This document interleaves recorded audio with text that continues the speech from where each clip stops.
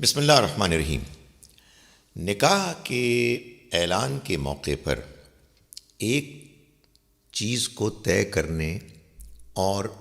اس کو بیان کرنے کے لیے کہا گیا ہے، اور وہ ہے مہر۔ یہ اصل میں ایک رقم ہے، ایک ویلیو ہے جس کو کہ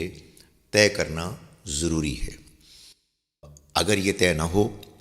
تو پھر یہ کیا جائے گا کہ جو اس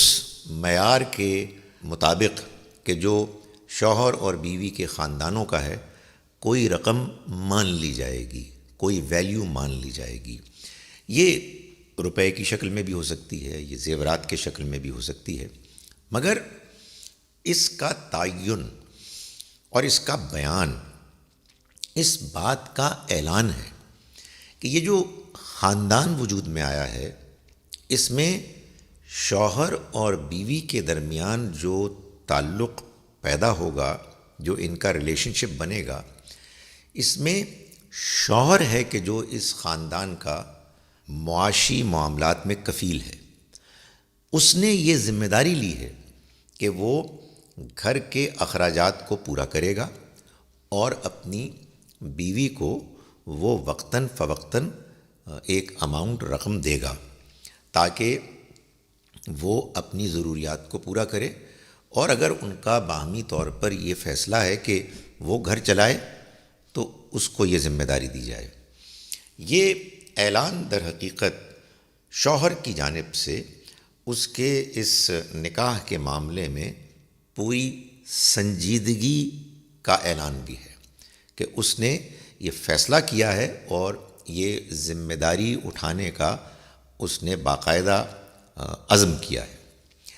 یہ رقم کیا ہونی چاہیے، اس کو اللہ تعالیٰ نے تعین کے ساتھ بیان نہیں کیا، بلکہ معروف پر چھوڑ دیا ہے۔ معروف سے مراد یہ ہے کہ جو سوسائٹی میں، معاشرے میں، خاص طور پر اس خاندان میں کہ جس سے لڑکی کا تعلق ہے، جو عام طور پر مہر کی رقم معقول، مناسب، رائج ہے، اس کو بیان کیا جائے گا۔ یہ اس خاتون کا حق ہے، یہ شوہر کی ذمہ داری ہے کہ وہ اس کو باقاعدہ ادا کرے اور وہ ذہنی معاشی تحفظ فراہم کرے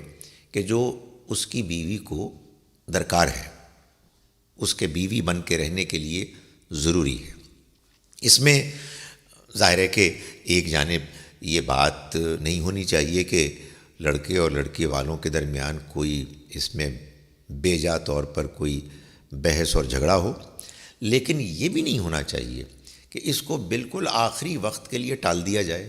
اور ایک واجبی سی رقم کو طے کر لیا جائے۔ شرعی مہر کیا ہوتا ہے؟ کوئی چیز نہیں ہوتی۔ میں نے آپ سے گزارش کی کہ اللہ کے دین میں، شریعت میں اس کو طے ہی نہیں کیا گیا۔ اس کی وجہ یہ ہے کہ انسانوں کے حالات، ان کے معاشی معیار، لیول مختلف ہوتے ہیں، اس لیے ہر خاندان میں ہر موقع پر نکاح کی رقم کے بارے میں کچھ نہ کچھ گفتگو ہوگی اور اس کو طے کیا جائے گا تاکہ دونوں معاملات ہوں۔ ایک جانب یہ بھی نہ ہو کہ شوہر کے اوپر بے جا بوجھ پڑے، اور دوسرا یہ بھی نہ ہو کہ وہ بہت کم رقم ہو۔ لیکن ایک بات طے ہے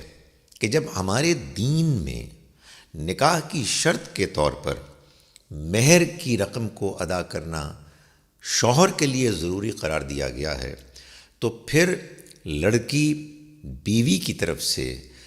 جہیز کو شرط بنانا یہ بالکل ہمارے دین کے مزاج، اس کی حکمت، اس کی مصلحت کے خلاف ہے۔